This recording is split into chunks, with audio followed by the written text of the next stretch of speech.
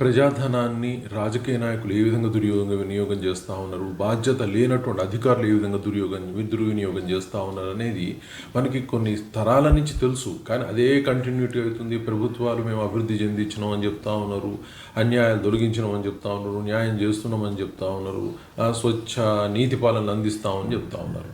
కానీ ఒక అద్భుతమైన విషయం ఏంటి అంటే బీహార్లో ఒక 2 వారాలలో 12 బ్రిడ్జులు కూలిపోయినాయట. సో 12 బ్రిడ్జులు కూలిపోతే అది చాలా కాలం నడిచిపోయింది. ఆ తర్వాత ప్రభుత్వం తీవ్రంగా స్పందించి ఒక 11 మందినో 12 మంది ఆఫీసర్లను కూడా సస్పెండ్ చేసినాం అన్నారు. సస్పెండ్ చేయాలన్నా డిస్మిస్ చేయాలన్నా వాళ్ళ మీద ఈ ఎంక్వైరీ జరుగుతుంది, మళ్ళీ వాళ్ళు ఉద్యోగాలు చేసుకుంటూ ఉంటారు. అంటే దీనిలో అధికారులు మాత్రమే పార్టిసిపేట్ అయినరా, ఏ రాజకీయ నాయకులు లేడా, ఏ మంత్రి, ఎమ్మెల్యే, ఎంపీ ఎవరు ఇన్వాల్వ్మెంట్ లేదా?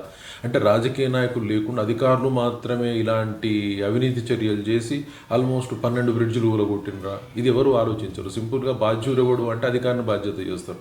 మరి దీని బ్యాక్గ్రౌండ్లో జరిగినవన్నీ కూడా తీయాల్సిన అవసరం ఉంది. సో ప్రభుత్వం తీవ్రంగా స్పందించడం కాదు, ఇది రాష్ట్ర ప్రభుత్వానికి బదులు సెంట్రల్ గవర్నమెంట్ దీని మీద ఇన్వాల్వ్ అయ్యి ఇలా 12 బ్రిడ్జులు కూలగొట్టడానికి ప్రభుత్వం ఏం చేస్తుంది, ప్రభుత్వంలో ఉన్నటువంటి దాని మంత్రివర్గం ఏం చేస్తూ ఉంది, దానికి సంబంధించిన అధికారులు ఏం చేస్తారు, క్షుణ్ణంగా పరిశీలించి వాళ్ళ మీద చర్యలు తీసుకోవాలి. అంతేగాని అధికారులను బాధ్యతలు తీసేసి వాళ్ళని తొలగించేసేసుకొని ఓకే మా బాధ్యత అయిపోయింది, మరి 12 బ్రిడ్జులు కూలడానికి సంబంధించిన డబ్బులు ఎవరు పెడతారు? సరే సింపుల్గా పేపర్లలో ఏమొస్తూ ఉందంటే అదే కాంట్రాక్టర్లు మళ్ళీ కడతారని.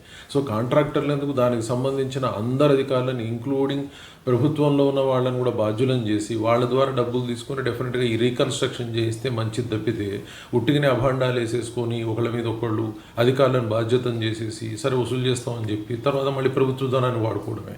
నిజంగా చెప్పి ఇది ఒక చట్టబద్ధమైనటువంటి కార్యక్రమంగా చేపట్టి ప్రజలు ఆ డబ్బులను మళ్ళీ తిరిగి పొందే విధంగా చేయగలిగితే అప్పుడు న్యాయం లభించినట్టయితే తప్పితే 12 బ్రిడ్జిల డబ్బుని అంటే కోట్ల రూపాయల మనీని కంప్లీట్ బాధ్యతారాహిత్యంగా వేస్ట్ చేసేసి వ్యర్థం చేసేసి ఈరోజు సింపుల్గా అంటే మొదటి బ్రిడ్జ్ కూలినప్పుడే దానికి అలర్ట్ కావాల్సింది, అలాంటిది 12 బ్రిడ్జిలు కూడుతుంటే ఏం చేస్తున్నారు, ఎంత బాధ్యతారాహిత్యంగా ప్రభుత్వాలు వ్యవహరిస్తున్నాయి అనేది ఇక్కడ ఆందోళన కలిగించే అంశం.